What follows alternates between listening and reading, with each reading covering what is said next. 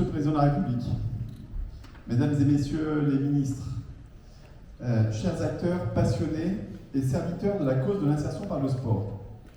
Ici, Monsieur le Président, sont présents à votre invitation des centaines d'éducateurs sportifs, les premiers coachs d'insertion par le sport, venus de toute la France qui, au quotidien, mettent leur passion du sport au service de l'éducation, de l'insertion, de la réussite du plus grand nombre. Chaque jour, vous le savez, ils redonnent confiance à des milliers de jeunes et de moins jeunes qui y croyaient peu ou qui n'y croyaient plus. Ils les aident à se remettre en forme, à valoriser et développer leurs compétences. Il y a les coachs, bien sûr, mais ceux-ci ne pourraient mener leur action quotidienne s'ils n'appartenaient pas à des clubs sportifs engagés, animés par des dirigeants bénévoles convaincus du rôle social du sport. Comme tout pionnier, dans un fonctionnement trop souvent siloté de nos institutions, ils ont parfois essuyé les plâtres pour frayer un chemin à l'action concrète. Ils ont su cependant démontrer, en réunissant les acteurs sur le terrain, combien l'action des clubs sportifs, tout particulièrement dans certains quartiers populaires ou certains territoires isolés, était déterminante pour nourrir leur lien social et faciliter l'insertion professionnelle. Ces premières coalitions inédites entre le monde sportif et le monde de l'emploi, comme un avant-goût de France Travail, trouvent une impulsion nouvelle grâce à la feuille de route ambitieuse co-construite par la ministre des Sports, chère Amélie, et le ministre du Travail, Olivier Dussopt. Ici donc, Monsieur le Président, voici réunis pour la première fois au Palais de l'Élysée les premiers coachs d'insertion par le sport, les premiers clubs sportifs engagés, avec autour d'eux tous ceux qui y croient, contribuent et contribueront à leur succès et leur déploiement. Les fédérations, avec des présidents mobilisés de façon exemplaire, à l'instar de Florian Gris, Philippe Diallo ou encore Jean-Luc Dénéchaud, et pardonnez-moi pour tous les autres qui sont dans cette équipe, les maires qui sont en première ligne depuis toujours pour le développement de toutes ces actions sportives dans les territoires, l'Agence nationale du sport, cher Frédéric, qui permettra de mobiliser et accompagner le plus grand nombre de clubs. Vous avez aussi Pôle emploi et de nombreux acteurs de l'insertion et de la formation dans ce partenariat nouveau que vous avez appelé de vos voeux. Enfin, les associations, qui comme l'APES, bien sûr, mais aussi Sport dans la ville, Passeport ou encore Action Prévention Sport, sont des catalyseurs essentiels pour innover, développer les programmes d'insertion par le sport et maximiser notre impact collectif. Enfin, il y a des entreprises qui s'engagent, de plus en plus nombreuses, à votre demande également depuis 2018, dans les job dating sportifs, du stade vers l'emploi par exemple, dans le mentorat et les immersions, dans les recrutements par l'expérience sportive, et souvent dans le cofinancement des actions. J'en profite pour faire un appel à ceux qui veulent les rejoindre. Monsieur le Président, avant que nous vous cédions la parole pour vous adresser à cette grande équipe de France de l'insertion par le sport, je propose que nous entendions Wardia Zidane, coach d'insertion par le sport, Diouma Traoré, qui nous expliquera comment elle est devenue banquière, Sophie Palis, qui dirige le club de handball de Saint-Amand-les-Eaux, et puis Jean-Philippe Assensi, le fondateur de l'association par l'éducation par le sport. Ils illustreront par leur témoignage un peu de ce qui nous réunit tous ici aujourd'hui. Alors pour commencer, cher Wardia, pouvez-vous nous raconter ce qui a fait de vous une coach d'insertion par le sport? Bonjour à toutes et à tous, merci Monsieur le Président de nous accueillir ici. Alors je m'appelle Wardia Zidane, je suis salariée au sein de l'APES et coach d'insertion par le sport. Avant de vous parler de ce métier, je voulais déjà vous parler de mon parcours. Donc moi je suis issue d'une famille nombreuse de 11 enfants, 9 sœurs et un frère. Un papa ouvrier Michelin et une maman au foyer. Voilà, j'ai jamais manqué de rien. Et pour mon papa, surtout mes parents en particulier, pour eux l'école c'était vraiment une chance de s'instruire et surtout d'être armé. Sauf que quand on est enfant, on ne se rend pas forcément compte de cette opportunité-là. Et surtout que moi, me concernant, j'avais pas mal de difficultés scolaires. Et c'est là où on se décroche un peu. J'ai eu cette chance-là de rencontrer un professeur de sport qui a cru en moi, parce que j'adore le basketball, j'en pratique depuis petite, à l'âge de 6 ans, et qui m'a dit, écoute Wardia, tu as vraiment de belles qualités qui sont importantes aussi dans la société. Je me sentais vraiment utile au sein d'une équipe de basket, et je me suis dit, pourquoi pas aussi le mettre à profit au sein de la société. Pour revenir donc sur le sport, il faut le savoir, pour moi, le sport du coup a toujours été un levier, donc j'ai pris confiance en moi. Il faut aussi le souligner, j'ai repris des études, donc je suis titulaire d'un master droit option gouvernance publique et également un master enseignement encadrement éducatif. Donc j'ai été gardienne de la paix dans la police nationale. Par la suite, j'ai été conseillère principale d'éducation, dans l'éducation nationale. Et après, j'ai été médiatrice sociale en adulte relais. Je me suis un peu cherchée, comme vous pouvez le voir, mais j'ai toujours eu cette appétence de travailler auprès de la population, aux côtés de la population, et surtout accompagner ces jeunes. Médiatrice sociale, c'est comme ça que j'ai connu la PELS, c'est important de le souligner. J'ai été lauréate parce que j'ai porté un dispositif qui s'appelle Réussite éducative. Je l'ai présenté sous Fais-nous rêver, et c'est là où j'ai rencontré la PELS. Et ça a été vraiment un réel coup de cœur parce que aujourd'hui je suis coach d'insertion par le sport. Ce qui me plaît dans ce métier, rapidement, c'est je ne travaille pas pour un seul club, je ne travaille pas pour une seule entreprise, je ne travaille pas pour un seul partenaire, je travaille pour tout le monde. Je suis accessible à tous les clubs, je suis ouverte à tous les clubs, les partenaires, donc c'est important de le souligner. Donc le coach d'insertion par le sport, j'ai préparé pour vous expliquer. Alors, dites-vous, en gros, nous, ce qu'on fait en tant que coach d'insertion par le sport, c'est génial. On toque dans les entreprises et on leur dit pourquoi pas recruter différemment. On va casser les codes de recrutement et on oublie les diplômes, parce que nous, on vend le sport comme diplôme. Et alors, donc l'entreprise, là, j'ai travaillé avec le Crédit Agricole Centre-France à Clermont-Ferrand. Ils me disent, pourquoi pas, on leur dit, on te fait confiance. Tu vas aller sur le terrain, donc je vais sur le terrain. Je vais à la rencontre des clubs sportifs, des éducateurs sportifs, des présidents, et je leur dis, écoutez, le Crédit Agricole recrute 12 jeunes sportifs, amateurs ou des sportifs de haut niveau, pour intégrer le poste de conseiller clientèle. Les jeunes, première fois, c'est « mais j'ai pas de diplôme, j'ai pas de bac, qu'est-ce que je fais ?» Et nous, on est là, coach d'insertion par le sport, pour révéler leur potentiel. Donc, elle va vous l'expliquer parce qu'elle a intégré le programme d'équipe sportif, un programme clé en main qui permet d'accompagner le jeune de A à Z. Et c'est là où on révèle vraiment leur potentiel, on utilise la pédagogie du sport. C'est vrai, on se rend compte que dans le sport, on développe énormément de compétences. Je ne sais pas si vous pratiquez un sport, Monsieur le Président, mais c'est vrai que nous, quand on rencontre le jeune, que ce soit dans le basket ou n'importe quel sport collectif ou même individuel, on développe des compétences qui peuvent être transférables dans le monde de l'entreprise. Voilà un peu le... Merci, je pense qu'on peut applaudir quand même Wardia.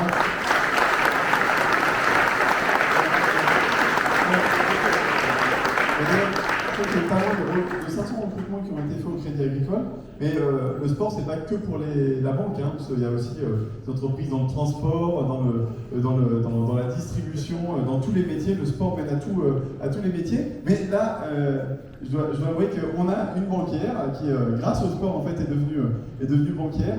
Et peut-être tu pourrais nous raconter, vous pourriez nous raconter, mais on a fait connaissance ce dimanche sur les terrains de sport, et donc on est passé assez vite au tutoiement, je dois vous le dire. Mais du coup, peut-être nous raconter un petit peu ton parcours et qu'est-ce qui t'amène aujourd'hui à 25 ans à être conseillère. Alors ce coup-ci, c'est dans une autre banque que le Crédit Agricole. Bonjour à toutes, bonjour à tous. Bonjour Monsieur le Président, merci pour votre invitation. Monsieur le Haut-Commissaire, si vous me permettez, pour répondre à votre question, je vais vous raconter mon histoire. Donc moi je m'appelle Juma Traoré, j'ai 25 ans, je viens du Val-de-Marne, de la commune d'Orly plus précisément. Je suis l'avant-dernière d'une famille de 8 enfants. Ma mère était femme de ménage et mon père, lui, était maçon, tous deux retraités aujourd'hui. J'ai l'honneur d'être parmi vous aujourd'hui pour vous témoigner de mon parcours, de mon développement à la fois personnel et professionnel, grâce à une association nommée la PELS, l'association pour l'éducation, excusez-moi, par le sport. Je joue au basketball depuis toute petite, dans ma commune de naissance, la S. Orly. Sport qui est une véritable passion jusqu'à aujourd'hui. Si vous me le permettez, je vais m'asseoir. Sport qui est une véritable passion jusqu'à aujourd'hui, mais que j'ai dû mettre entre parenthèses depuis quelques mois pour me consacrer à mon projet professionnel. Pour vous parler un peu de mon cursus scolaire, sur les bancs d'école, j'ai été jusqu'au baccalauréat. À l'obtention du diplôme, j'ai fait vœu des souhaits d'établissement que je souhaitais intégrer, et malheureusement, mes vœux n'ont pas été exaucés. J'ai donc intégré un cursus totalement différent de mon souhait de départ. Cette orientation forcée, si je peux le dire, a provoqué un énorme flou, un manque de confiance en moi à l'époque, et qui m'ont conduit vers un décrochage scolaire. mais j'ai eu la chance de rencontrer les bonnes personnes au bon moment, dont coach Ali Mendes, coach d'insertion par le sport de l'APELS, qui a accompagné ma promo de 11 jeunes, tous avec la même origine sociale que la mienne. Donc j'en profite par ailleurs pour remercier Jean-Philippe Assensi, le créateur de l'APELS, et tous les coachs dans toute la France, quelle que soit l'association, pour votre engagement envers les jeunes. Lors des différents coachings avec Ali Mendes, les différents bootcamps, les différents séminaires d'insertion, je me suis découverte. J'ai appris à lâcher prise. J'ai appris que les valeurs que le sport que je pratique m'a inculquées, comme l'esprit d'équipe, la communication ou encore l'esprit méthodique, pouvaient être une force en entreprise. Et j'ai donc intégré un grand groupe bancaire qui est la BNP Paribas. Le groupe m'a fait confiance. Il a relevé le challenge. Au bout d'un an d'alternance, en proposant, en offrant un CDI en tant que conseillère bancaire proximité. Aujourd'hui, je fais partie de la communauté des ambassadeurs de la BNP Paribas et avec le soutien de mon employeur, je prépare un bachelor pour atteindre le niveau Bac plus 3. Forte de cette expérience, je suis persuadée que nos banlieues regorgent de talents qui n'attendent qu'à être exploités. Ainsi, je me permets de m'adresser aux différents chefs d'entreprise dans cette salle. Faites-nous confiance.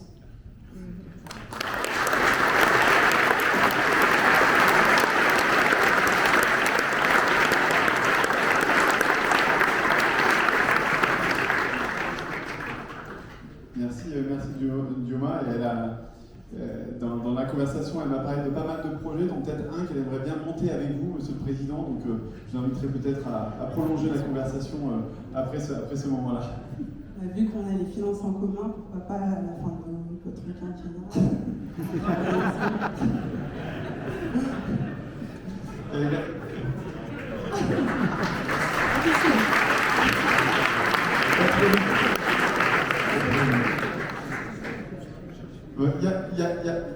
Il y a des coachs, il y en a plein dans cette salle qui permettent des parcours et des milliers de parcours comme celui de Dioma, mais il n'y aurait pas de coach, il n'y avait pas des clubs. C'était toute l'intention que vous portiez avec Madame la ministre des Sports, Monsieur le ministre du Travail.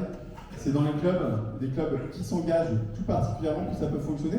On a Sophie Palis, alors ça a été difficile de faire le choix parce que franchement il y en a plein qui sont géniaux dans tous les sports, évidemment, il faut bien le rappeler, dans toute la France. Et là on a Sophie Palis dans le handball à Saint-Amand-les-Eaux. Alors qui vous êtes, c'est quoi votre club et qu'est-ce que vous faites de concret?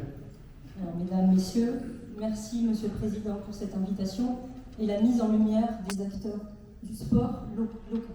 Donc un grand merci à vous. Alors, moi, ce que Wardy a dit, ça fait écho parce que j'ai connu aussi toutes les strates dans le monde du sport, puisque j'ai été joueuse, arbitre, entraîneur et ensuite dirigeante.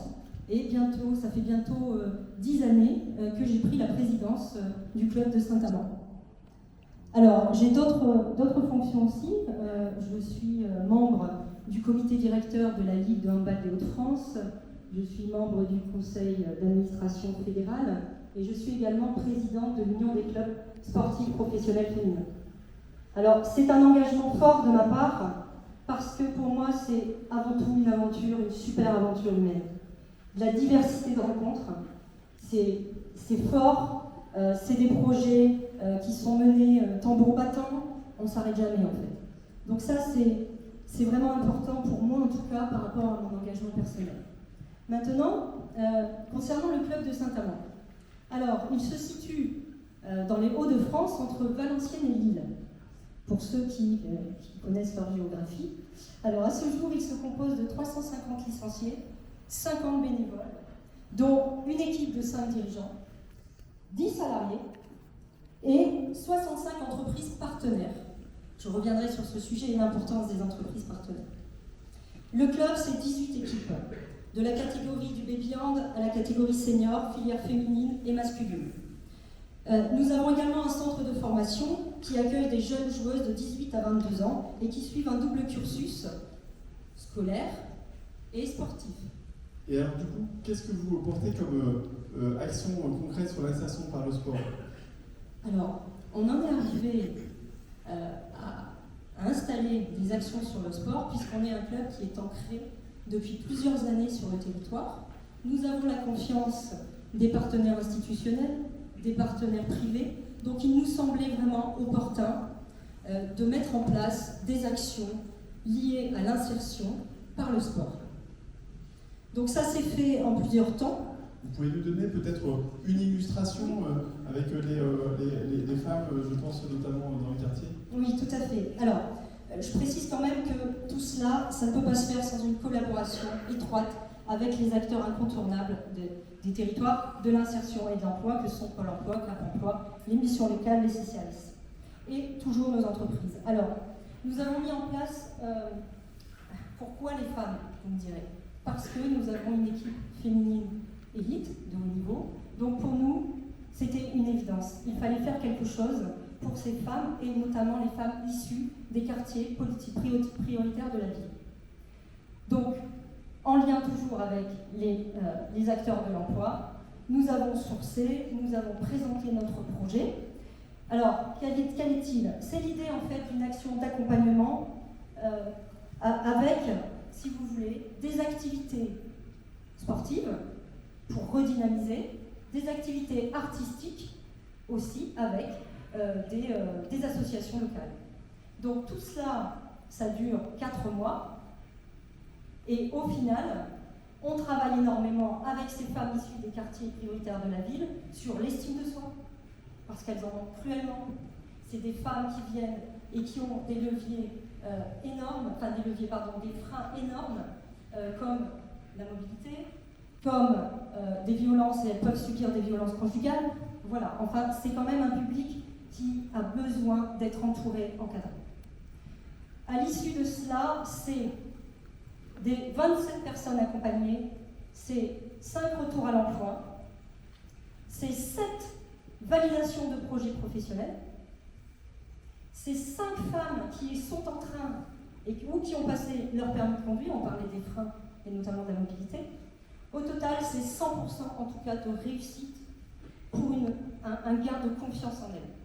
Et ça, on peut dire que c'est grâce à notre tissu de bénévoles aussi, puisque c'est un réseau pour elles, les joueuses professionnelles qui sont complètement impliquées dans toutes ces actions et qui participent. Voilà, c'est ça, monsieur le président, chers tous, un club sportif engagé. Je pense qu'on peut...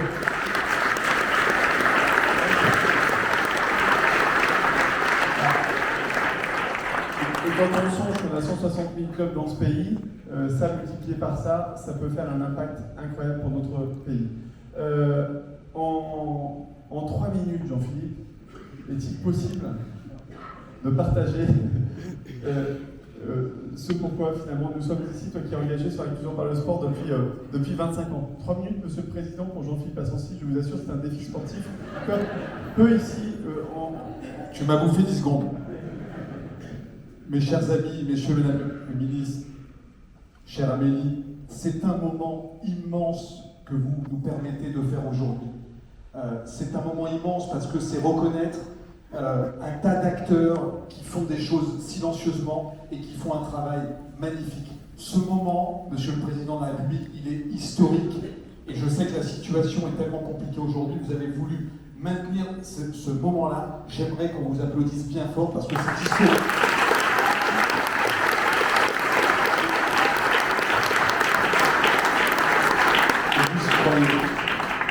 Moi, j'ai eu un bonheur inouï d'être formé par monsieur Jean-Claude Perrin, ici même dans la salle, qui est un des grands coachs français. À Colombes, qu'est-ce que j'apprenais à Colombes? J'apprenais en numéro 1 la diversité, savoir faire du sport avec des gens très différents de nous, aimer la diversité. C'est le premier axe de l'apprentissage que j'ai eu à Colombes. Le deuxième axe, c'est la fraternité. Chacun sait ici que le sport, c'est la plus grande école de fraternité. Dans chaque club, on y vient par plaisir et on passe des moments merveilleux qui sont ancrés dans notre mémoire. Le troisième élément, c'est le défi permanent. Toutes les semaines, on se prépare. Toutes les semaines, on apprend la gagne. Et nous, les gens qui sont là ici, les coachs d'insertion par le sport, leur véritable défi, c'est de réussir. C'est d'amener ces jeunes vers l'entreprise. Wardia l'a dit merveilleusement bien, le boulot du coach d'insertion. En fait, on est parti des éducateurs sportifs et on leur donne cette capacité de connaître l'entreprise, de parler au chef de l'entreprise. Il y a nos amis de Keolis, de Decathlon, du Crédit Agricole et bien d'autres qui sont là, qui ouvrent aujourd'hui leurs portes à ces jeunes-là. Monsieur le Président, on a besoin de ces entreprises par dizaines, par milliers. On est à quelques mois maintenant des Jeux Olympiques. Il y a une grande équipe de France de l'inclusion. Elle est là. Il y a les pionniers Sport dans la ville, Parcours 59, Univers le sport. Ils sont là. Des grandes collectivités, des grandes fédérations. Jamais il n'y a eu une telle ambiance. Et je veux saluer personnellement notre ministre des Sports qui est derrière nous, qui fait un travail extraordinaire pour que ce collectif puisse naître. On est à 10 mois des Jeux Olympiques. Faisons de ces Jeux Olympiques à la fois un événement de performance sportive et de performance de haut niveau. On est là, tous derrière vous, et encore une fois, un grand merci pour cette journée historique pour l'ensemble des acteurs qui œuvrent dans l'ombre. Merci.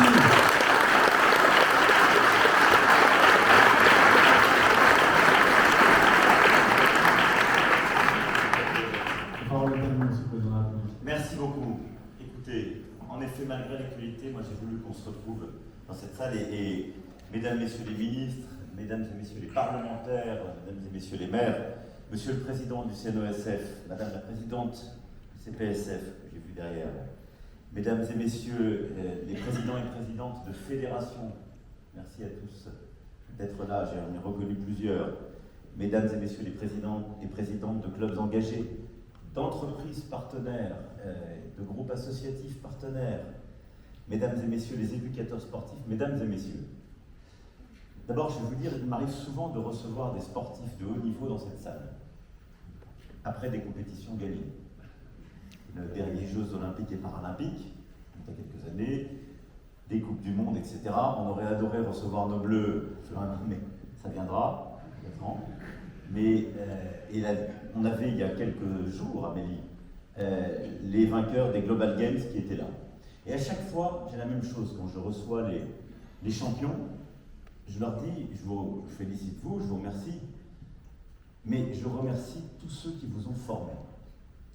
C'est-à-dire les clubs qui vous ont fait grandir pour accéder ensuite au niveau pro, les bénévoles de ces clubs, vos coachs et ceux qui se sont levés tôt, parfois les familles comme les coachs pour vous conduire aux entraînements comme au match, qui les ont assurés qu'il pleuve, qu'il neige, qu'il vente, et qui vous ont permis de devenir des champions.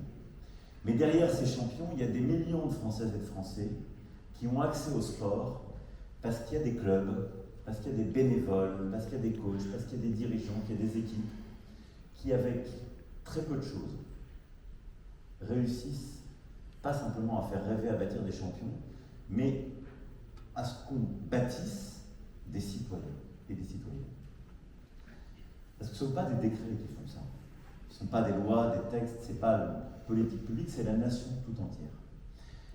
Et en effet, on n'avait jamais eu ce moment à l'Élysée, dans cette salle où on reçoit les championnes et les champions, d'avoir toutes ces éducateurs, justement, des clubs, toutes ces éducatrices et éducateurs sportifs réunis. Et donc je suis très fier de pouvoir corriger cette aberration de l'histoire, de vous réunir tous ici aujourd'hui avec l'ensemble des partenaires pour pouvoir, à mon tour, vous dire la reconnaissance de la nation et vous exprimer mes remerciements et vous applaudir.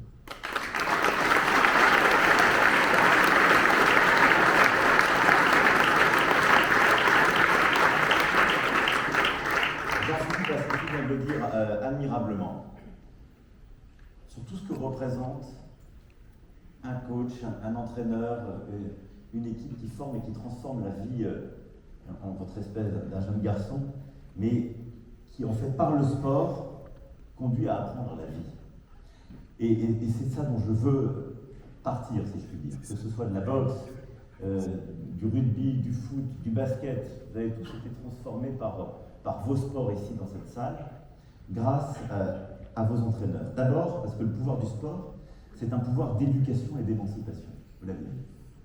On apprend des règles, on apprend à respecter l'adversaire, on apprend des horaires, on apprend la diversité, on apprend l'égalité femmes-hommes, on apprend des telles choses que parfois certains dans les stades oublient et qu'on leur rappelle chaque fois, mais qui sont à la base du sport.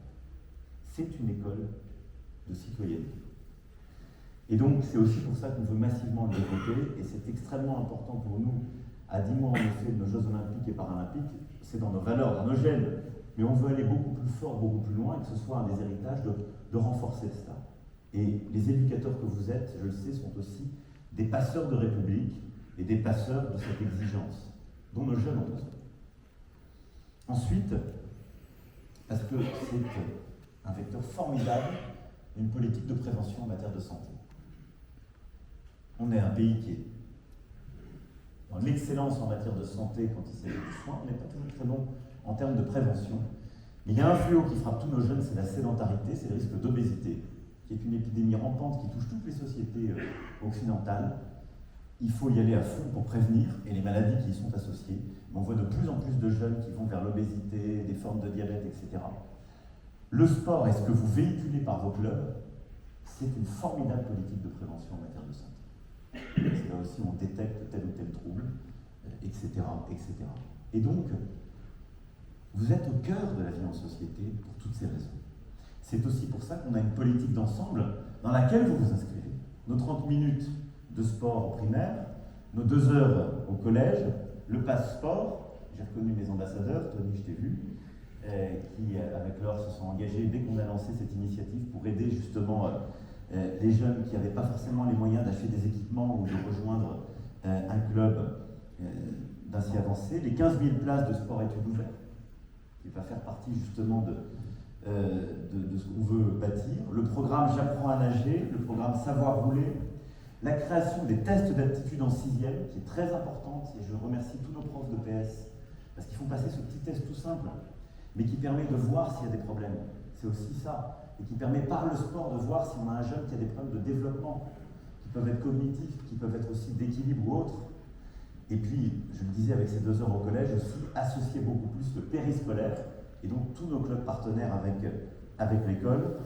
Et puis bien sûr, nos 10 000 nouveaux terrains de sport, innovants, adaptés aux besoins.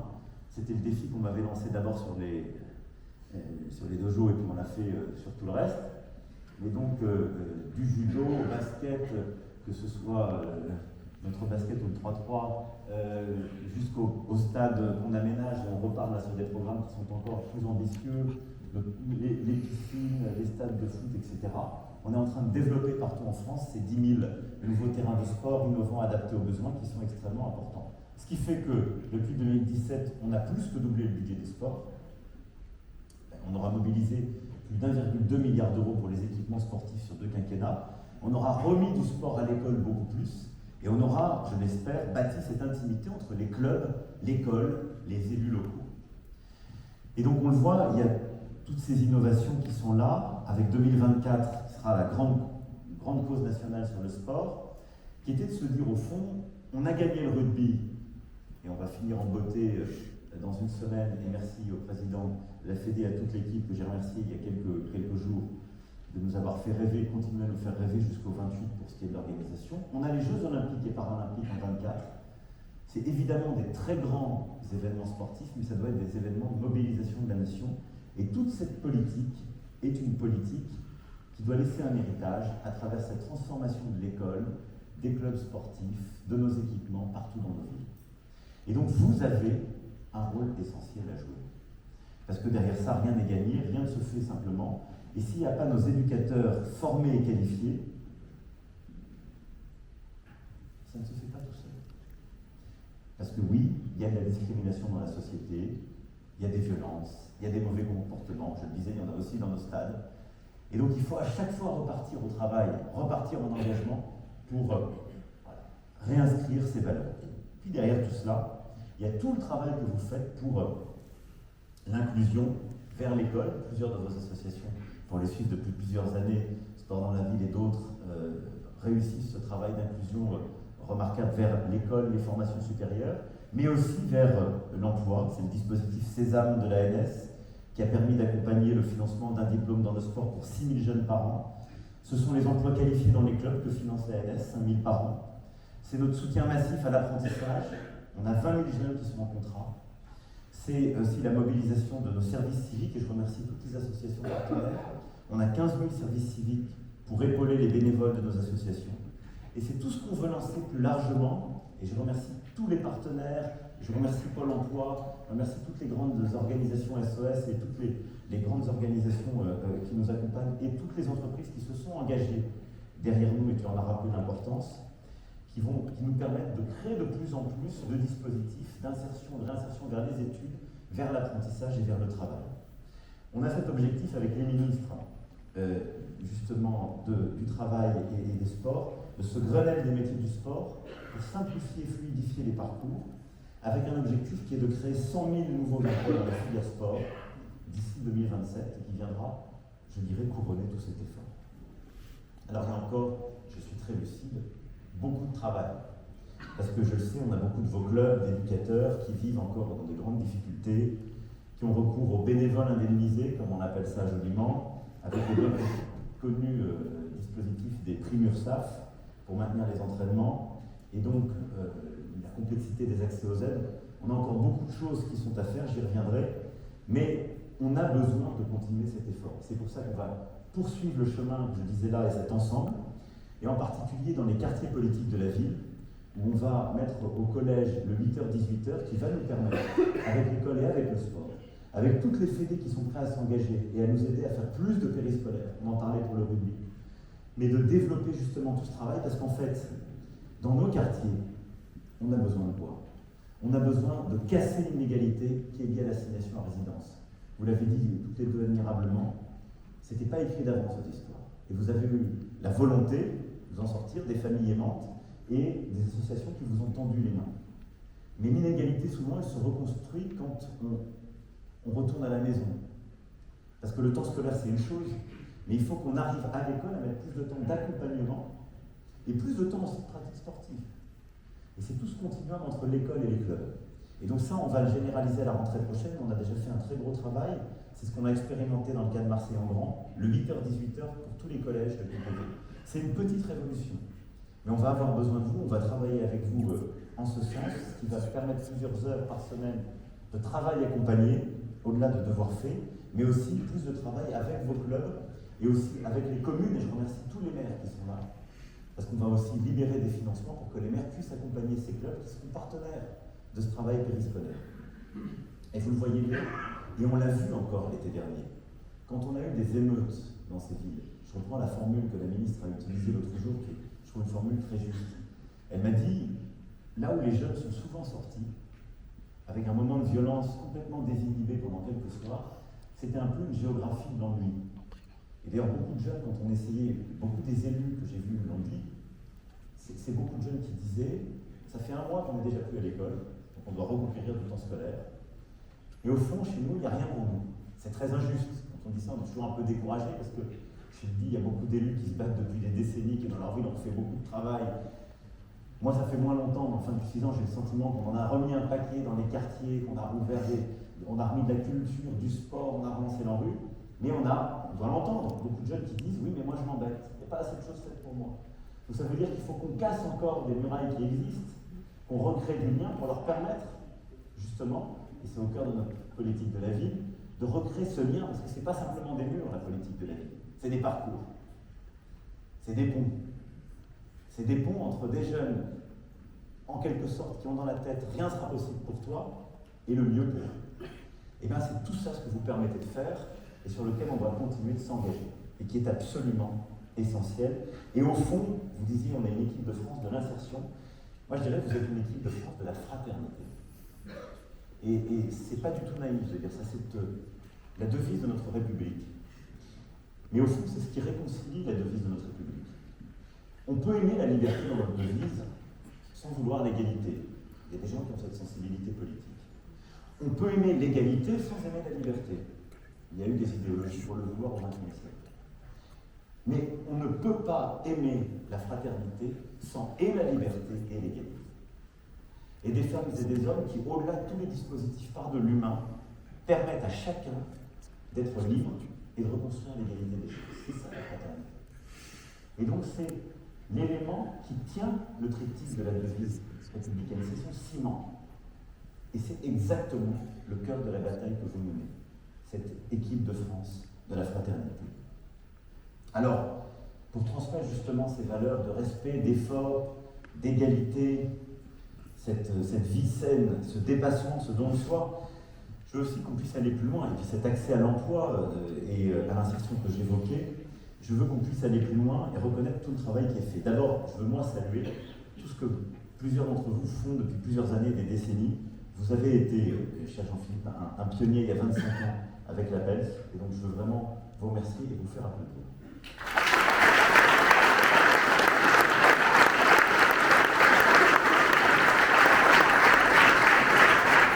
Et vous avez eu, en prenant beaucoup d'autres acteurs, cette conception justement du sport qui permet le parcours d'insertion.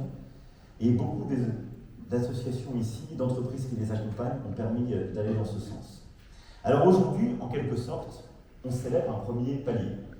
D'abord, c'est un engagement que j'avais pris auprès de mon ami M. Leroy, il y a quelques semaines, qui m'accompagne dans tant de pays, et qui fait, vous pouvez l'applaudir aussi.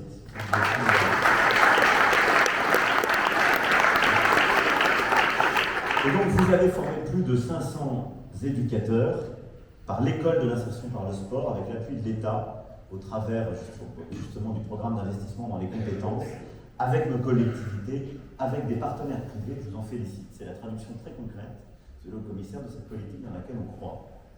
Et donc là, on a ce premier pilier qui sont les 500.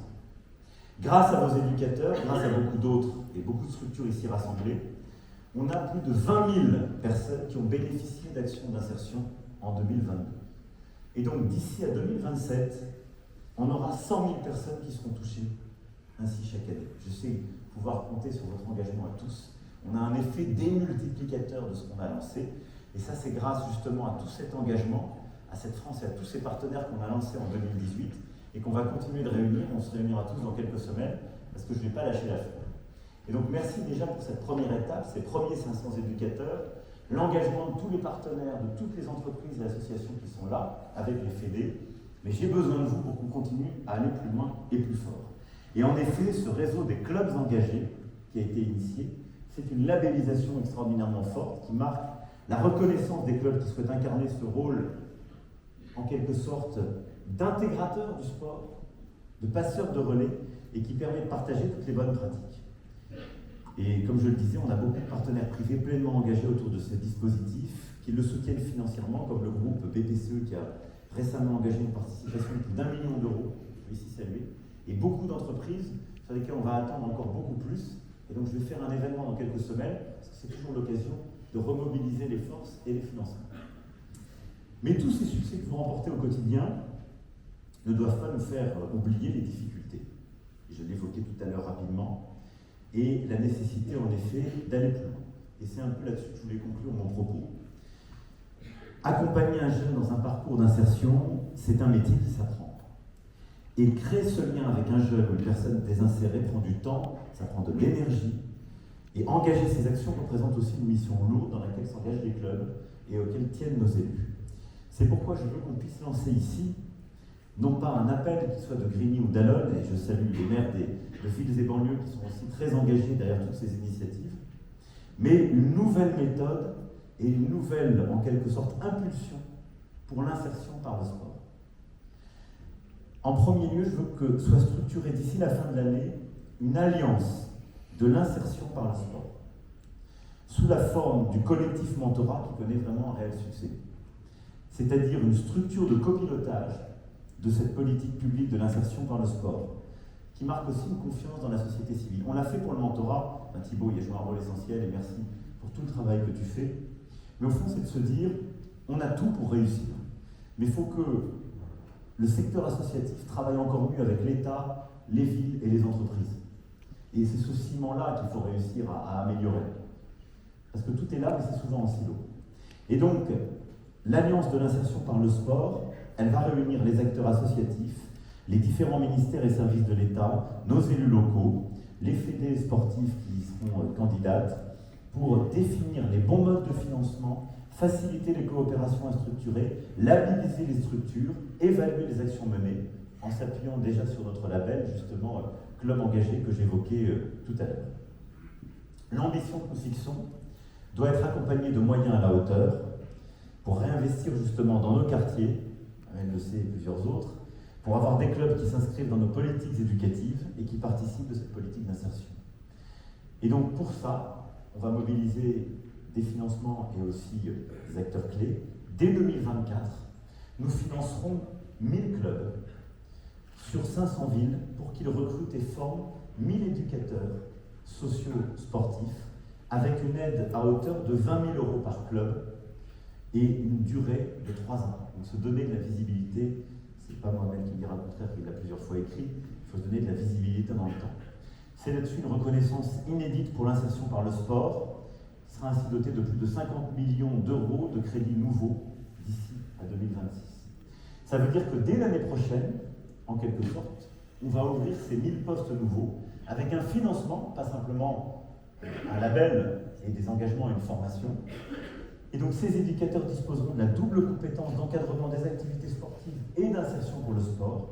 Ces 1000 postes donneront aux clubs sportifs volontaires les moyens de s'engager pour la réussite socio-éducative des jeunes qui sont accueillis et de donner une véritable dimension intégratrice à la structure. Et l'idée, c'est aussi d'accompagner ces clubs et les villes qui sont prêts à s'engager pour commencer à amorcer un financement pérenne et se donner plus de moyens et sortir de la logique dans laquelle on est. Au-delà de ça et de ce programme, des 1000 éducateurs socio-sportifs.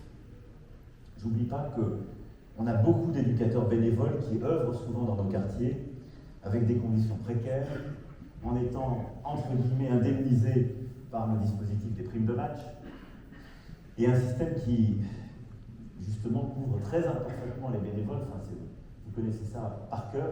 Vous passez votre temps en quelque sorte avec des bouts de ficelle et essayer d'arranger les choses pour parfois même pas couvrir les frais des bénévoles, mais quelques autres fois essayer de faire vivre tout le monde.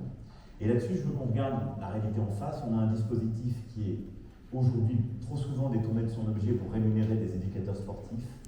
Et en plus, on laisse du coup pendant plusieurs années des éducateurs sportifs sans couverture sociale, sans cotisation retraite, sans pouvoir accéder aussi à la prise en charge d'une formation continue, sans vrai parcours professionnel et donc avec une situation de vraie injustice. Et donc en quelque sorte, on a une forme de paradoxe, et c'est pas totalement digne de la République de se dire on a des gens formidables, ils sont engagés, c'est l'équipe de la fraternité, ils sortent des gens de la précarité, mais on leur crée une forme de précarité sociale parce qu'on construit un système où ils n'ont pas de droits. Donc là-dessus, ces jeunes qui s'engagent pour le sport méritent très clairement d'être mieux accompagnés et reconnus eux-mêmes. Et je veux donc que le gouvernement lance avec les acteurs de terrain une mission de travail spécifique pour pouvoir nous faire des propositions dès le début de l'année 2024 et qu'on puisse bâtir des éléments de statut et d'accompagnement pour tous les éducateurs sportifs et les clubs et pour qu'on puisse construire un statut qui permette justement de construire ces droits et de sortir des situations de précarité qui sont absolument impossibles, dans laquelle beaucoup trop vivent aujourd'hui. On lance les choses aujourd'hui, rendez-vous début 2024 pour qu'on construise cette solution pérenne. Voilà, mesdames et messieurs, ce que j'étais venu vous dire aujourd'hui. Cette année à venir sera un très grand moment pour le sport français.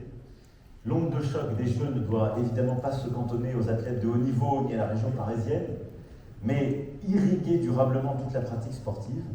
Et donc, au-delà de notre billetterie populaire, je souhaite aussi que nous ayons tout au long de l'été 2024, et je voulais finir sur ce point, des activités sportives comme nous n'en avons jamais vues, à destination aussi des familles proches des sites olympiques ou qui se trouvent dans l'impossibilité de partir en vacances.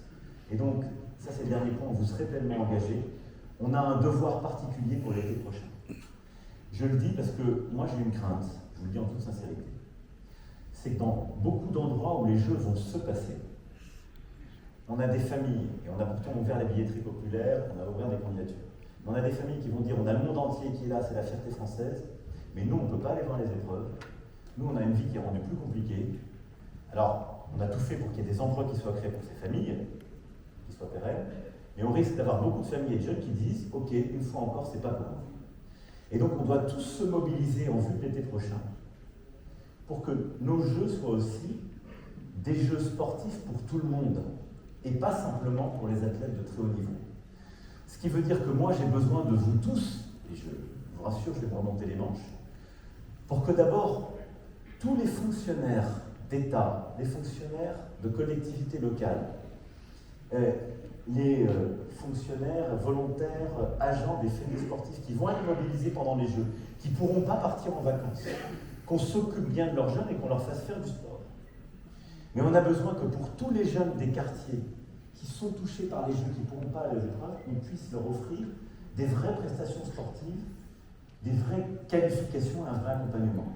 Et donc là, on doit se redoubler d'imagination, d'organisation et d'efforts pour que nos jeux soient aussi un succès à cet égard. Et je ne voulais pas qu'on l'oublie en cette matinée. Voilà, je ne serai pas plus long, je vous ai déjà assommé, mais en vous réunissant aujourd'hui, en vous disant ça, je voulais vous dire d'abord, 1, merci et la nation vous est reconnaissante. 2, vous l'avez compris, c'est un sujet auquel je crois et qui est important pour moi, parce qu'il tient la fraternité du pays, de la nation et de la République.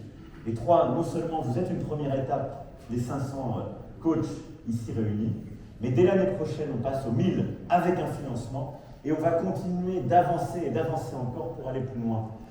Car la nation France est une nation sportive, ça n'est pas qu'une formule, c'est une réalité, parce qu'on a besoin du sport pour ses valeurs, pour ce qu'il apporte à nos concitoyens, à notre jeunesse. Donc merci d'en être grand champion, président de fédération, d'association, partenaire, et merci d'en être tous et toutes éducateurs qui êtes ici présents. Merci beaucoup. Vive la République et vive la France.